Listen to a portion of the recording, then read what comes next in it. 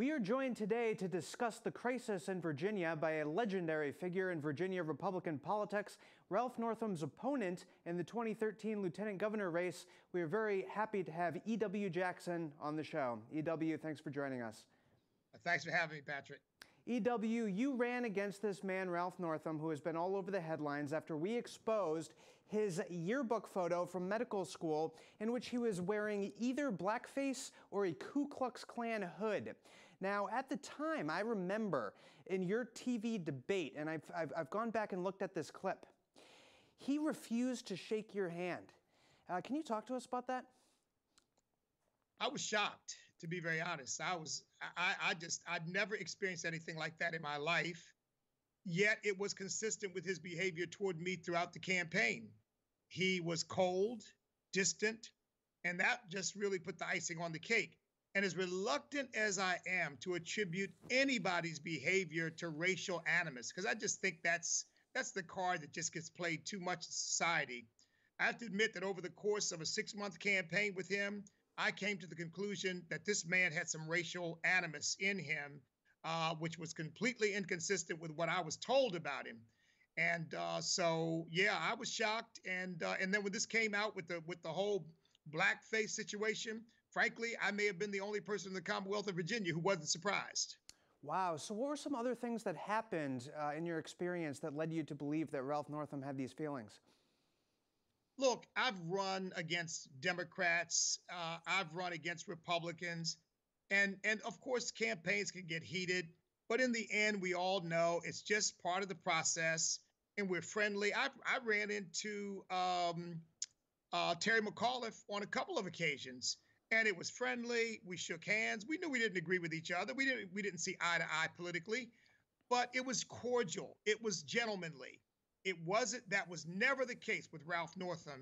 And in that particular instance where I tapped him because I was giving him the benefit of the doubt, assuming that he simply did not realize I was trying to shake his hand, I tapped him. And when I tapped him, he stiffened a little bit and just wouldn't even look in my direction. And I knew at that point, yeah, this guy's got a problem.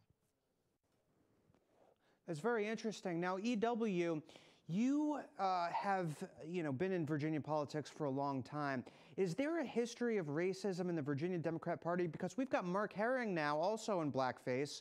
And so, I mean, you have two major Virginia Democrats in blackface. Is the Virginia Democrat Party still that stereotype, that old kind of, racist organization? Well, obviously, behind the scenes, they are. But I've been saying for many, many years, Patrick, that to me, the Democrat Party really is the worst and most insidious kind of racists because they're condescending, they're paternalistic. They hide their sense of superiority with a cloak of compassion that makes people think, oh, well, see, we're really out for the little guy. Well, the fact of the matter is, they're out to keep Black people in the subservient, dependent position that they are in so that they can control those votes when election time comes. And I don't think their care or interest in the Black community goes any further than that. And the proof I have is that the Black community in this in the Commonwealth, and it's true across the country, ends up in poor schools, in violent, degraded, impoverished neighborhoods, ends up getting the very worst of the services available. They run these cities into the ground, and they do absolutely nothing about it from year to year because I can only conclude they want them there because it makes it easier for them to run their political machine with a dependent class that has nobody to look to but them, and they keep them away from Republicans by always screaming racism. So in my view, they are the most insidious racists in our culture today.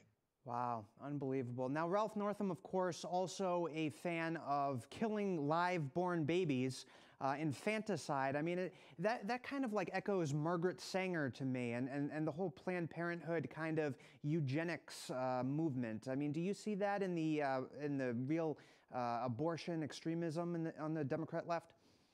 Absolutely, and consider this. Anytime there's talk about cracking down on criminal behavior, the question is always raised, well, what's going to be the impact on the Black community? Because the feeling is, and there's some data that shows this, that the Black community is disproportionately incarcerated. And some of it obviously is because of the high crime rates in the inner city, but some of it has to do with sentencing disparities and so on. But when the issue of abortion is raised with 36% of the abortions performed on Black women, who are only 7% of the population, when the issue is raised when more Black babies are aborted in the city of New York than are born, when you raise these kinds of issues, they look at you with a blank stare as if, oh, well, why are you even bringing that up? Well, I'm bringing it up because if you're really concerned about racial disparities, shouldn't you be concerned that Black babies are being aborted to the tune of 300,000+ every single year? And of course, they aren't concerned about that because they really don't care about Black women and they don't care about Black babies. In fact, the truth of the matter is they are far more interested in wearing blackface than they are in saving Black babies.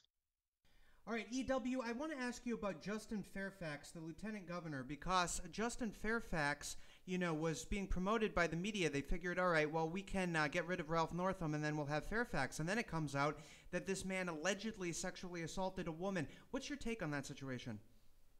Well, look, here again, they set the standard, didn't they? They said that anytime a woman accuses a man of sexual impropriety, sexual assault, rape, that the woman should be believed. But what we find out is that there's always a level of hypocrisy and double standard that comes out of the Democrat Party and liberalism that is just unreal. I think that this woman is highly credible. She is a scholar. She's a fellow at Stanford University. She has a PhD. She is a Black Democrat. Mm-hmm. So you can't attribute this to race. You can't attribute this to party or ideology. And she told other people about it, including our very own congressman here in Virginia, Bobby Scott. He was aware of the allegation long before it went public. So to say that she lacks credibility, I think it really strains credulity itself. And I think that Justin Fairfax, frankly, ought to resign for the sake of the Commonwealth and his family. Well, the Washington Post, EW, knew about this years ago, and they actually interviewed this woman, and they chose to spike the story. So they whip up a national hysteria over Brett Kavanaugh when there was no evidence whatsoever.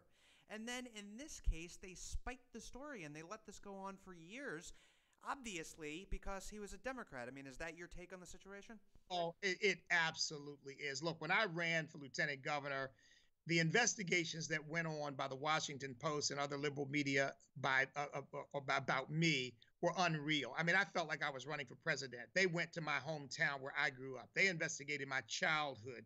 They went to where I lived. They went back to Harvard Law School. They went to Harvard Divinity School, trying to see whether they could prove maybe that I'd lied and embellished my resume. And here, Ralph Northam had problems right here at home, and they didn't even look into it. So they spiked the story on Justin Fairfax. I guarantee you they wouldn't have spiked any such story on me had they found one. Thank God they couldn't, because I've never done any such thing. But come on, this is strictly politics. Journalism has become a propaganda tool of the left. Unfortunately, the ethical standards that they once held to are out the window, and all they do now is shill for the Democrat Party and the left. All right, EW, let's talk politics, because the top three guys in your state now are all under, scandal. I mean, we've got Ralph Northam. He was in blackface. We've got the number 2 accused of sexual assault.